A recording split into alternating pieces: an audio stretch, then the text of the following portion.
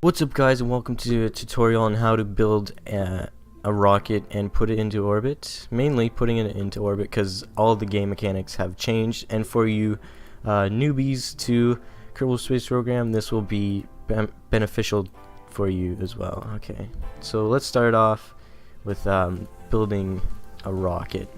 So we're gonna have a heat shield, which is really necessary for re-entry, but if you're not planning on re-entering the atmosphere, then you don't need it. So the first stage, it's gonna have a fuel tank, of course, to get us in space.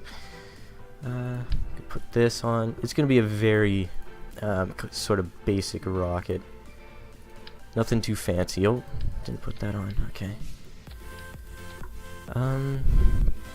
Oh, and also to really help you, make sure you have Jebediah Kerman or Valentina Kerman in, because if it's not a pilot, then it won't work.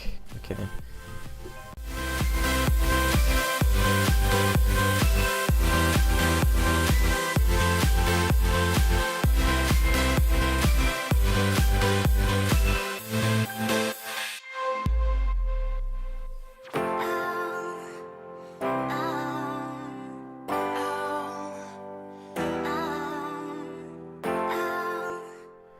Alright, so we're on the launch pad, we're ready to go. I've added 4 boosters, which seems a bit excessive, but I've limited the thrust so they'll last us longer. I think I've limited the thrust about 50%, and we also have a LVT 45 swivel liquid engine, liquid fuel engine for built-in SAS, which will help us complete our orbit. So yes, we should start. Okay, ready? Go! Oh, press the wrong button. Ready, go. Oh, okay. So kind of when we're up in the air, when we get to probably about 100 meters per second, we want to tilt to the right a bit, 5 degrees. Perfect. This is good. Don't overdo it, and don't just go straight up. Okay. So we want to gradually tilt right, probably every 1,000 meters, and by 10,000 meters we should be at 45 degrees, so right there where my cursor is.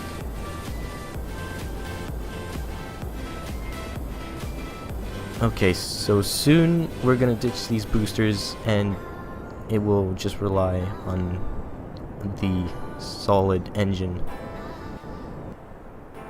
and decouple. Now we're losing speed, that's fine, that's alright. We should really turn over now, try to get to that 45-degree angle. The reason you don't go straight up is because it's less efficient, and it just makes more sense going diagonally, because it cuts it in half, really, like the fuel and the amount of time you have to spend. And it's kind of simple. Once you get the hang of it, it'll just be second nature to you, and you'll use it in your every time you launch a vessel. Okay, so we're at 45 degrees now.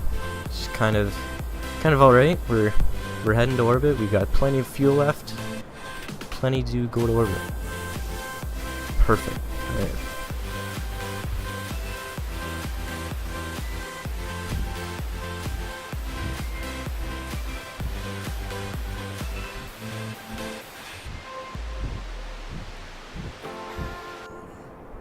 Alright, so as soon as you're at probably 1,000 meters per second, then you want to press M and take a quick glance at this and keep track of this. When it says, oh, it depends really what your orbit is. You don't want to go less than 70 meters, 70,000 meters, sorry. And we're gonna check our fuel first. And you want to stick with this, so yeah. And decouple, boom, burn. And you want to stick with the node here. So now it says we're in orbit. We can press M again and watch it. Bring up the nav ball. So the closest you can go in this is 70,000 meters. So we're gonna stop, I don't know, maybe about 75. That seems good for like a first one.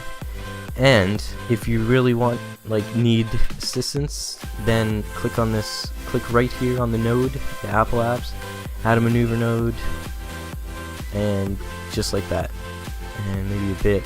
And you'll notice when the orbit equalizes when they flip like that. See, flip. Okay. So this one says 73, this one says 76. So that's a pretty decent orbit. Okay. So we can time warp.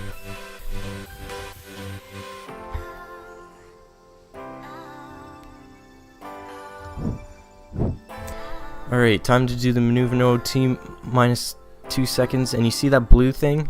That blue thing on the nav ball? You just want to burn right on that. You get the cursor right on that and just burn. Oh shit. You don't want this to go behind you. You just want to keep it decent in front of you. Like that's pretty good. So we'll get a nice orbit. I'll cancel this because I don't need it anymore. I'll wait for them to flip and cut off. Oh, we can go a bit more. Cut off. Okay, so we got a 73 and 78, which is pretty alright. I recommend going a bit higher, but you don't really need to. But it's good. So now we're in orbit. So yeah, that's it. You've done it. And we can orientate the spacecraft. Jebediah can come out. EVA, look at him. And if you don't know how to EVA, it's just let go with space. R is the jetpack. Shift up.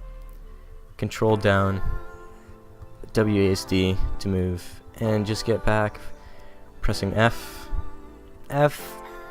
B, and board. Now if you want to get down, simple, just do the exact opposite you did. We want to land on the day side, so I'm going to just time accelerate a bit, and wait for it.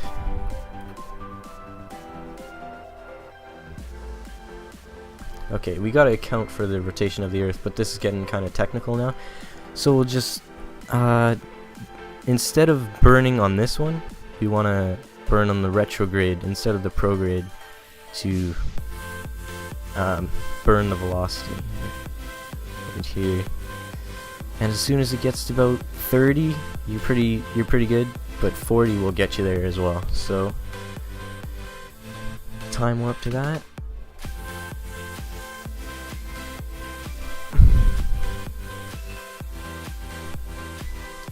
And I think we're gonna ditch the stage.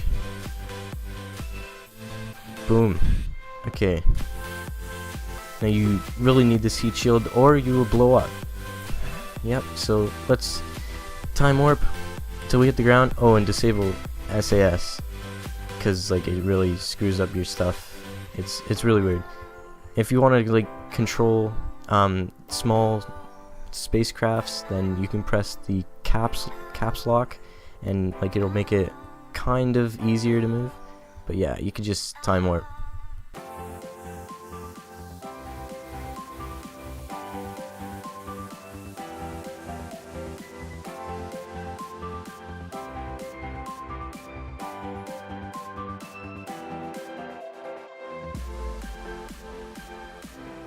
Alright guys, so once you're down about like 10,000 meters, you can turn on SAS if you want, but it's not really needed.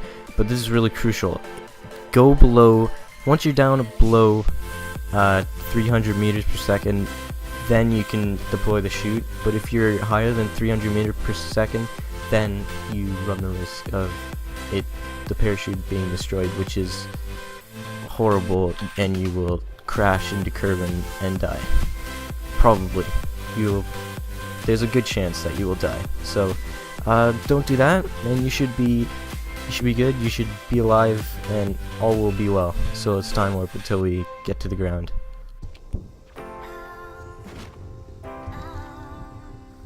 And touchdown. We're to the ground. That's it guys. That's my tutorial on how to go in orbit. I hope you guys enjoyed this. If you want more, check out my channel. There's a whole bunch of Kerbal Space Program stuff, and if you like Minecraft, there's that, the Besiege. Hey, I play like I play great games. You should go check it out. Like this video if you enjoyed and it really helped. Comment, subscribe. Alright, see you guys.